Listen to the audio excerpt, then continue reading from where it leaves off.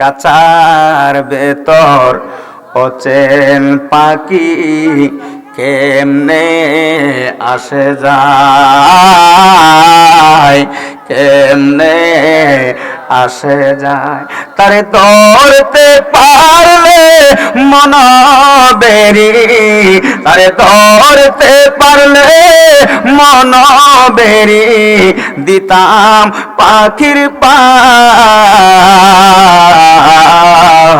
কেমনে আসে কাছার ভেতর অচেন পাখি কেমনে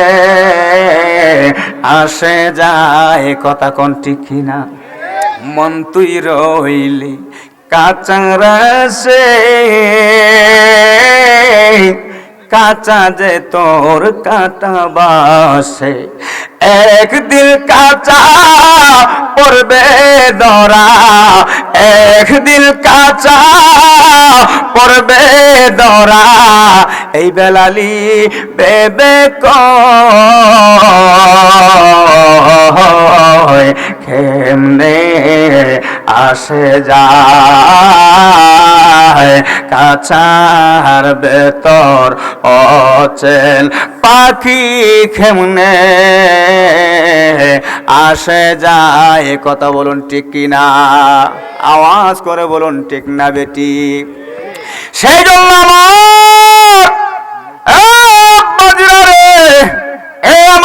বন্ধুরা একটু মনোযোগ লাগান, আলোচনায় কিন্তু ঢুকতেছি। রাজি আছেননি? উঠবেন না, উঠবেন না। মুরব্বী মুরব্বী বসেন বসেন। আই হ্যারি উঠা বসা করলে তো হবে না। সেই জন্য আমার আব্বুজিরা মনোযোগ লাগান। মালাকুল মউত আজরাইল রূহ নিতে আসবে। এবার আপনি বাড়িতে থাকেন, রাস্তায় থাকেন, বাজারে থাকেন, মার্কেটে থাকেন, যেই অবস্থাতেই থাকেন না কেন, মালাকুল মউত আজরাইল আপনি আমার সময় মতো রূহ পাখি নিয়ে যাবে, এতে কোনো সন্দেহ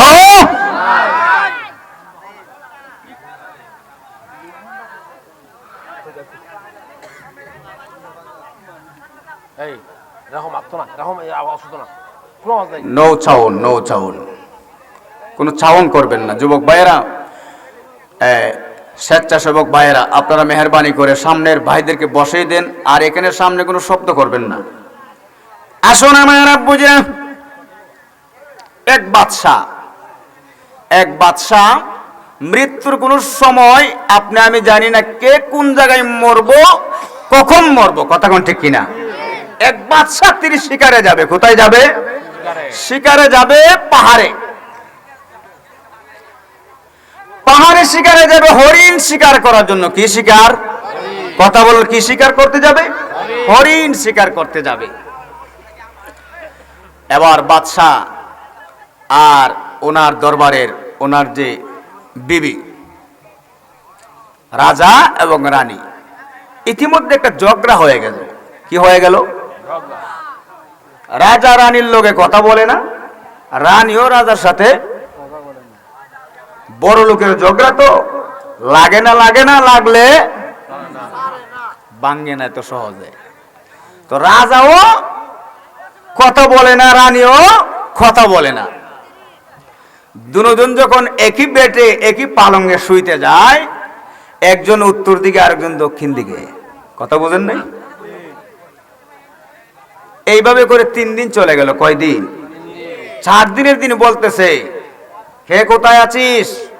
আমি কিন্তু সকালবেলা শিকারে যাব, আমাকে এই জাগিয়ে দিও। এই কথা বলে ঘুমাইছিনি। এবার রাত্র চলে গেল, সকালবেলা রানী বলতেছে, কে কোথায় আছেন? কে কোথায় আছেন? শিকারে যাওয়ার সময় হয়ে গেছে, চলে যান। জোরে গন্না মারহাবা। মানে কেউ কার সঙ্গে সরাসরি কথা, ইনডাইরেক্ট, ডাইরেক্ট না। কথা বলেন, এমন আছে না নাই? এবার বাদশা উঠলেন, ওইটা ঘোড়ার উপর আরোহণ করে বন্দুক নিয়ে বের হয়ে গেলেন, শিকার করতে যাবে। একটু মনোযোগ দেন, কথা বলবেন না, নো চাউন। এবার বাদশা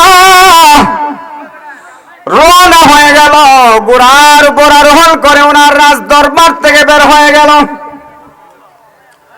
যেই মাত্র রাজ দরবার থেকে বের হবে ঘোড়ার উপর আরোহণ করে, এবার দেখা যায় ওনার প্রথম গেটের সামনে একজন হুজুর আয়েশা বললেন, আসসালামু আলাইকুম ওয়া রাহমাতুল্লাহ। জোরে কন্না আল্লাহু আকবার। বাদশার মনের মধ্যে একটু অহংকার আসলো, আরে একটা মন্ত্রী টন্ত্রী এমপি টিমপি হইতো না, সালামের জবাবটা দিতাম, এটা তো একটা মোল্লা, সাধারণ একটা মন্ত্রী, এমন অহংকারী লোক আপনি আমার এলাকায় আসেনি? আরে বাবারে সালামের অপেক্ষায় বেটা আডে হামসে মার হে কোন হো, সালাম তো আমারই দিব, ইমাম সাহেবের সালাম আমারও দিব, কথা কোন ঠিক কিনা? আমি আগে দিতাম কি তার লাগে? এমন আছে না নাই? কিন্তু সালাম দেওয়া সুন্নত, উত্তর দেওয়া ওয়াজিব, কথা কোন ঠিক কিনা? সেই জন্য সালাম ছোট বড় নাই, ভেদাভেদ নাই, সবাই সবাইকে সালাম দিতে পারে, বড় ছোটকে দিতে পারে, ছোট, এখানে কোনো হিংসা করা যাবে না। সালামের অপেক্ষায় কেউ থাকবেন না, সালামের প্রতিযোগিতা করতেন সাহাবায়ে কেরাম। জোরে কন্না সুবহানাল্লাহ। বাদশা একটু অহংকার করলো, আরে এমপি মন্ত্রী হইতো না, সালামের জবাবটা দিতাম, এটা শুধু একটা মোল্লা, এটা মুন্সি, সালামের জবাব দেওয়ার প্রয়োজন নাই। উনি ওনার ঘোড়ার উপর আরোহণ করে উনি পাহাড়ে চলে যাবে, পাহাড়ের চূড়ায় উঠবেন। এমন সময় দেখা যায় যেই হুজুর প্রথম গেটে সালাম দিছিল, ওই হুজুর আবার ওনার সামনে দাঁড়ায় বললেন, আসসালামু আলাইকুম ওয়া রাহমাতুল্লাহ। বাদশাহ তখন ভাবলো, হারে রাজ দরবার থেকে বের হয়ে ওই হুজুরকে দেখছিলাম, আমি ঘোড়ার উপর আরোহণ করে চলে আসলাম, এই হুজুর আবার এখানে কি করে আসলো, নাকি আমি আবার রাজ দরবারে চলে গেলাম? বাদশার মাথা ঠিক নাই, বাদশার মাথা নষ্ট হয়ে গেল, মাতাল হয়ে গেল। এবার ওই হুজুর বললেন, বাদশাহ হুজুর সালাম গ্রহণ করুন। এবার ওয়ালাইকুম আসসালাম বললেন, ও হুজুর আপনাকে তো আমার রাজ দরবারের প্রথম গেটে দেখে আসছিলাম, এখানে কি ব্যবহার আসলেন? এবার ওই হুজুর ডাক দিয়া বলে, বাদশাহ হুজুর গো,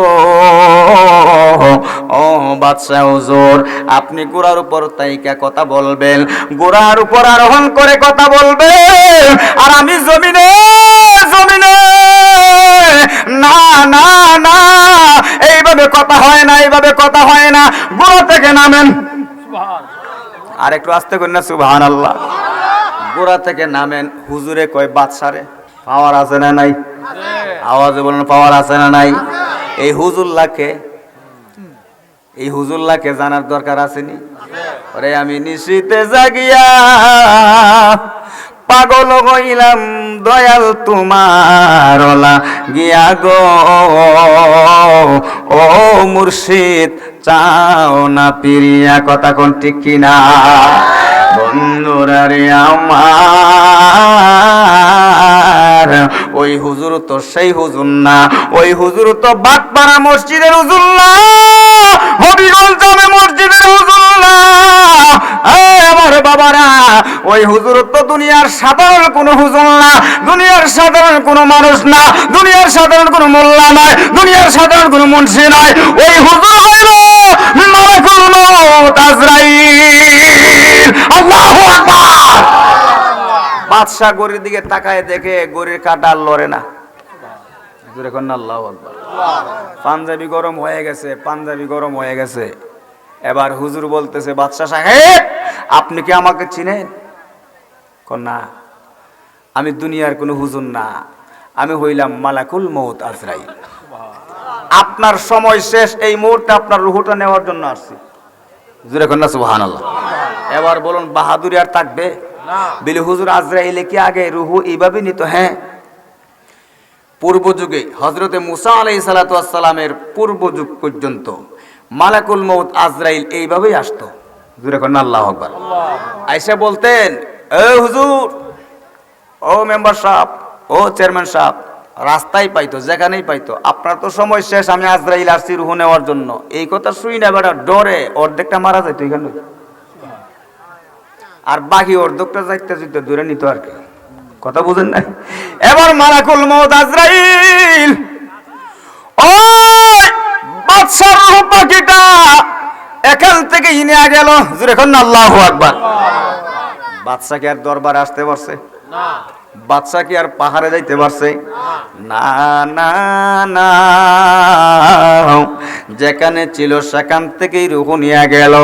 এবার আসুন হুজুর, আজরাইল কি সেইভাবেই রূহ নিত? হ্যাঁ, হযরতে মুসা আলাইহিস সালাতু ওয়াস সালামের জামানায় একটি ঘটনা ঘটে গেল। মালাকুল মউত আজরাইল আলাইহিস সালাতু ওয়াস সালাম হযরতে মুসা আলাইহিস সালাতু ওয়াস সালামের রূহ নেওয়ার জন্য আসছিল। জোরে কোন আল্লাহু আকবার। মানুষের সুরতে আজরাইল আসছে রূহ নেওয়ার জন্য। এবার আয়েশা যখন কথাবার্তা হয়ে গেল, সালাম আদান প্রদান হয়ে গেল, এবার আল্লাহর নবী মুসা পয়গম্বর, তিনি তো একজন নবী, আজরাইলকে তো ভয় পায় না। কথা কোন ঠিক কিনা? আজরাইল কি নবীরা ভয় পা? হ্যাঁ, নবীদের মধ্যে অন্যতম নবী, একজন রাগী নবী ছিলেন মুসা নবী। কথা কোন ঠিক কিনা? তিনি আল্লাহ পাকের সঙ্গে কথা বলতেন, বেশি রহস্যকর কথা বলতেন, যেগুলা কোনো অন্যায় না, অপরাধ না, গুনাহের কাজ নয়। এটা আল্লাহ এবং নবীদের প্রেমের কালেকশন। একদিন আল্লাহ নবী মুসা তুর পাহাড়ে গিয়ে বললেন, আল্লাহ আজকে একটা কথা কইতাম। বলে কি? আগে খোরাক করতা না? কি আপনারা ঘুমাই গেছেন গা? জোরে কর না সুবহানাল্লাহ। আচ্ছা, মুসা নবী আল্লাহরে কি কইবা আল্লাহ জানেনি? কথা কোন জানেনি?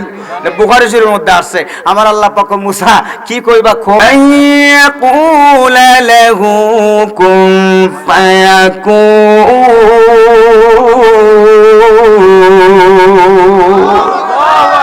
আমার আল্লাহ কোন বলতে দেরি হয়, পায়াকুনে পরিণত হইতে দেরি হয় না। কথা বলুন ঠিক কিনা? আজরাইলে কয় যন্ত্রণা সহ্য হয় না, তাড়াতাড়ি চোখ ভালো করে দাও। জোরে কর না আল্লাহু আকবার। এখানে রাখলাম, আজরাইলের চোখ বালা করবো ইনশাল্লাহ সময় পাইলে।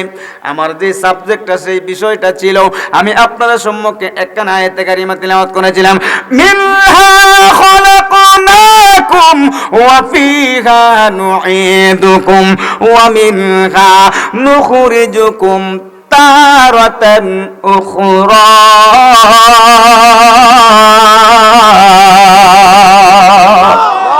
আমার আল্লাহ পাক ডাক দিয়ে বলে, দুনিয়ার মানুষ, এই আমার বান্দা বান্দিরা, যেখানেই থাকো না কেন রে আমার বান্দা বান্দিরা, আমি আল্লাহ পাক ওই মানুষ তোমাদেরকে আমি মাটি হইতে সৃষ্টি করেছি, ওই মাটিতে আবার ফিরে আনবো, আবার ওই মাটি থেকেই জীবিত করব। কথা কোন ঠিক কিনা? এই কথা কি আমাদের মনে আছে? হুজুর আওয়াজ করে এক কান দিয়া শুনে আর কান দিয়ে বের হয়ে যায়। যদি ওই কথাগুলি আমল করতাম, যে মরতে হবে, মরার আগে কিছু সামান নিয়ে যাওয়ার দরকার আছে না নাই? সামান কি? নামাজ, রোজা, হজ, যাকাত, হালাল। কথা কোন ঠিক না বেঠিক? কোরআন তেলাওয়াত, জিকির, আজকার, আল্লাহ পাকের ইবাদত, বন্দেগী, গোলামি, দাসত্ব। কথা বলো ঠিক না বেঠিক? বর্তমানে নামাজ আসেনি? হ্যাঁ, আই হাই রে, যে নামাজ মসজিদের ইমাম সাহেব অনেক সময় দুইজন লিও নামাজ পড়ে। কথা কোন ঠিক কিনা? আই হাই, মসজিদে মুসল্লি নাই, ওজন নামাজের ওয়াজ লাগতো না, দু একটা শান বাড়ায় গেলে। কথা কোন এমন আছে না নাই? বহুত জায়গার মধ্যে এমন কথা কয়, বাবা নামাজ লাগবে কি লাগবে না? আসসালাতু মিফতাহুল জান্নাহ, নামাজ হলো জান্নাতের চাবি। চিৎকার করে বলুন সুবহানাল্লাহ। আগেকার দিনে ছোটবেলায় দেখতাম আমাদের বাপ চাচারা বা মুরব্বীরা যখন এক জায়গা থেকে আরেক জায়গায় বেড়াইতে যাইতো, বিয়ের বাড়িতে যাইতো, তখন গিয়ে যখন আজান হয়ে যাইতো, তখন তালাশ করতো, বিয়াই সাহেব নামাজের শাড়িটা কোথায়? আজান তো হয়ে গেছে, নামাজ পড়তে হবে। কথা বলুন ঠিক কিনা? আর এখন বর্তমান যে যুগের মধ্যে আছিও, গিয়া কয় বিয়াই টাইপ সি চার্জারটা আছে নি, সেপটা চার্জারটা। কথা কোন ঠিক কিনা? সেপটা চার্জারটা লাগবো, সেপটা। কথা কোন ঠিক কিনা? শুধু তাই নয়, আরো কিছু বলে যে বিয়াই সাহেব ওয়াইফাই যেমন ঘরে আছে, বিয়াই সাহেব আমার ঘরে তো প্রথম থেকে ওয়াইফাই, যে সময় বাইরে ছিল এই সময় থেকে ওয়াইফাই, অভাব নাই। কত পাসওয়ার্ডটা দিন। কথা কোন ঠিক কিনা? কত পাসওয়ার্ডটা দিন। কি দেন? কোথায় গেল নামাজের সাথে? কোথায় গেল নামাজ? কোথায় গেল কোরআন তেলাওয়াত? কোথায় গেল জিকির? কথা বলো ঠিক কিনা? এখন বুঝে সেপটা পাসওয়ার্ড, এই সেপটা সাজার আর ওয়াইফাই পাসওয়ার্ড। কথা কোন ঠিক কিনা? বাবা এটার নামও বলতে পারি না। বলি হুজুর আপনি কি আগের যুগে নেই? না, আমার ঘরে কোনো ওয়াইফাই নাই। আপনারা দেখছেন? আপনারা ঠিক কইতেছেন? হ্যাঁ, ওয়াইফাই কেন আনি নাই? আমার ছেলে মেয়ে আছে, এমনি যন্ত্রণা করে মোবাইল নিয়ে রাখলে, বুঝুন না? অনেক সময় ডাটা ফালাই রাখি, বাহিরে গেলে একটু ইউজ করি, বাসার মধ্যে গেলে ডাটা অন থাকে না। তার কারণ বাচ্চাদেরকে তো একটু সাবধানে রাখতে হয়, কথা কোন ঠিক কিনা? ওয়াইফাই না আনার কারণ হচ্ছে আমার বাচ্চারা যেন সারাদিন মোবাইল নিয়ে ব্যস্ত না থাকে, কথা কোন ঠিক না ঠিক? আর এখন বর্তমান যুগে ঘরের মধ্যে ওয়াইফাই না থাকলে দরবার সারে না, কথা কোন ঠিক কিনা? এই রে বেড়া বিড়ির দরবার ওয়াইফাই কে লিগে আনে না, এমন আসেনি? এইগুলা থেকে যতক্ষণ পর্যন্ত বিরত না থাকতে পারবেন ততক্ষণ পর্যন্ত নেককার সন্তান আশা করা যাবে না, কথা বলো ঠিক না বেঠিক? এইগুলা থেকে বিরত থাকতে হবে। ওয়াইফাই, পাসওয়ার্ড, নেট থেকে মোবাইল, বাচ্চাদের হাতে মোবাইল দেওয়া থেকে বিরত থাকতে হবে, কথা বলেন ঠিক কিনা? আল্লাহ পাক আমাদেরকে বুঝার তৌফিক দান করে, সকল বলেন আমিন। মালাকুল মউত আজরাইল আপনি আমার কাছে আসবে রূহ নেওয়ার জন্য। যেই মাত্র নেককার বান্দা বান্দির কাছে রূহ নেওয়ার জন্য আসবে, নেক সুরতে আসবে আজরাইল, ঠিক কিনা? আর যারা গুনাহগার, সুদ খাইতেছে, ঘুষ খাইতেছে, হালালে হারামে অন্যের হক মাইরা, অন্যের সম্পদ মাইরা, অন্যের টাকা মাইরা যারা খাইতেছে, তাদের কাছে মালাকুল মউত এমন একটি ভয়ঙ্কর সুরত নিয়ে আসবে, অনেক মানুষ দেখবেন মারা যাওয়ার সময়, সাকরাতের সময় প্রস্রাব পায়খানা করে দেয়। তার কারণ কি? মৃত্যুর যন্ত্রণা তার কঠিন হইছে। কি হইছে? কঠিন। আর যারা নেককার, শিশু বাচ্চা যেমনই ভাবেন মার খুলে দুধ পান করতে করতে ঘুমিয়ে যায়, সেভাবে ইমানদার ঘুমিয়ে যাবে। আজরাইল রূহ নিয়ে যাবে, সামান্য পরিমাণ টের পাবে না, চিৎকার মেরে বলেন আল্লাহু আকবার। নেককারের রূহ নিয়ে যাইব, প্রথম আসমানে যাইব, ফেরেশতারা সালাম দিব। দ্বিতীয় আসমানে যাইব, ফেরেশতারা সালাম দিব। তৃতীয় আসমানে যাইব, ফেরেশতারা সালাম দিব। সপ্তম আসমানে যাইব, ফেরেশতারা সালাম দিব। আমার আল্লাহ পাক ডাক দিয়ে বলবে, ফেরেশতারে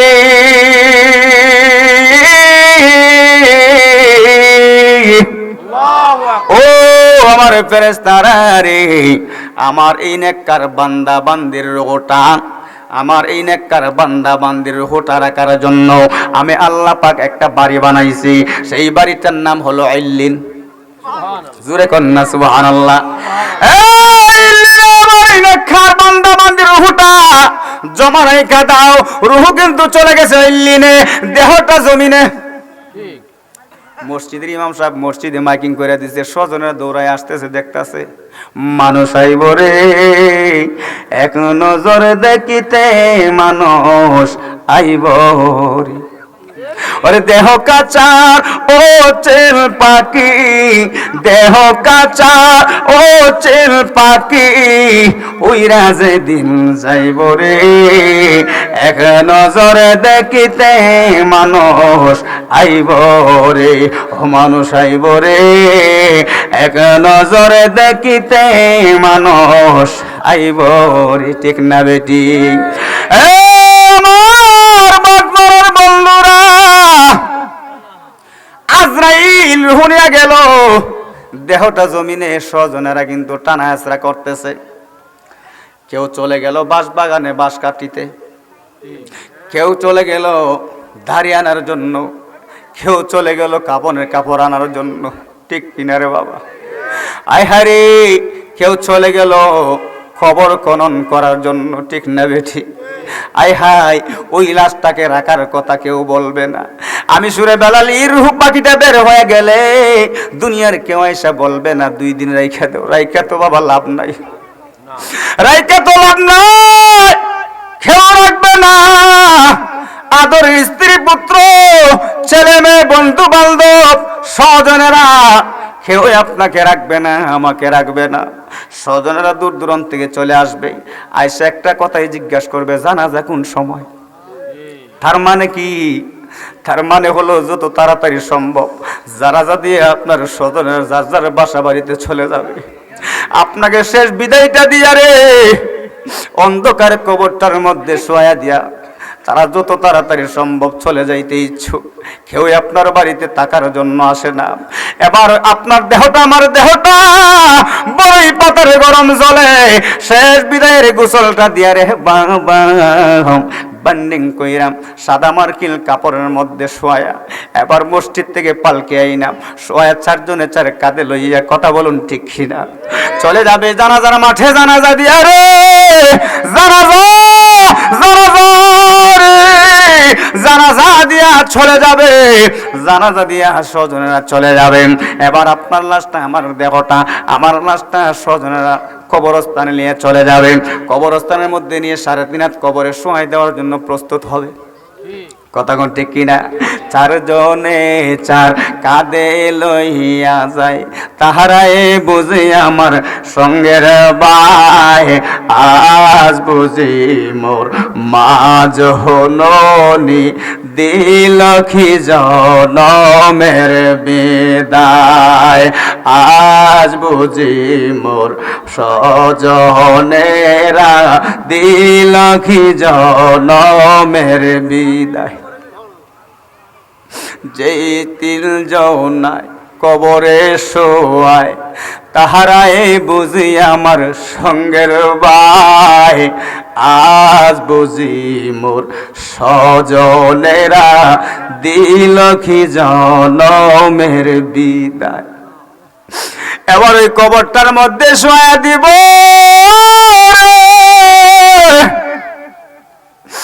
রাত্রের 12টায় যদি কবরে দেওয়া হয় যেমনই ভাবে অন্ধকার, দিনের 12টায় দিলেও তেমনই অন্ধকার। বিসমিল্লাহি ওয়া আলা মিল্লাতি রাসূলিল্লাহ বলে ওই খবরটার মধ্যে আপনি আমাকে শোয়া দিবে। ডাইনেও মাটি, বামেও মাটি, সামনেও মাটি, পিছনেও মাটি, উপর নিচে চতুর্দিকে মাটি আর মাটি। এবার সবাই আপনি আমাকে রেখে চলে আসলো 40 কদম পার হইয়া। এই স্বজনেরা যারা একটু অবসর আছে একটু দোয়া দিবে, শেষ দোয়া, কথা বলো ঠিক কিনা। ওই দোয়াটা দিয়ে স্বজনেরা যার যার বাসা বাড়িতে চলে যাবে। এবার আপনি আমার হিসাব নিকাশ শুরু হয়ে যাবে রে বাবা। এবার ওই কবরটার মধ্যে আপনি আমার হিসাব শুরু হয়ে যাবে। আমার আল্লাহ পাক বলেছিলেন মিনহা খলাকনাকুম ওয়া ফিহা নুঈদুকুম ওয়া মিনহা নুখরিজুকুম তারাতান উখরা। ওই মাটি থেকে আপনি আমাকে আমার আল্লাহ পাক জীবিত করবে, কথা বলুন ঠিক কিনা। এবার সবাই চলে গেল, অন্ধকারে কবরটার মধ্যে আপনি আমি শুয়ে রইছি। এখন একটু চিন্তা করেন, মনে মনে ভাবেন যে এখন কবরে আছি। এই কবরটার মধ্যে রুমান ফেরেশতা এই লেন থেকে আপনার রূহটা নিয়া যেই মাত্র স্বজনেরা যার যার বাসা বাড়িতে চলে যাইব, এমন সময় ওই রুমান ফেরেশতা আপনি আমার খবরটার মধ্যে আইসা হাজির হইব। কবরটার মধ্যে হাজির হইব রে, কবরের মধ্যে আইসা সঙ্গে সঙ্গে দেহটার মধ্যে রূহটা দিব। আপনার ঘরের মধ্যে বাসার মধ্যে যদি ঘড়ি থাকে, অনেক সময় ব্যাটারি নষ্ট হয়ে যাওয়ার কারণে ঘড়ির কাঁটা বন্ধ থাকে, চলে না, কথা কোন ঠিক কিনা। কিছুদিন পরে যখন আবার ওই ঘড়ির মধ্যে একটা নতুন ব্যাটারি আইনা লাগাইলেন, যেখানের কাঁটা সেখান থেকে আবার ঘুরতে শুরু করে।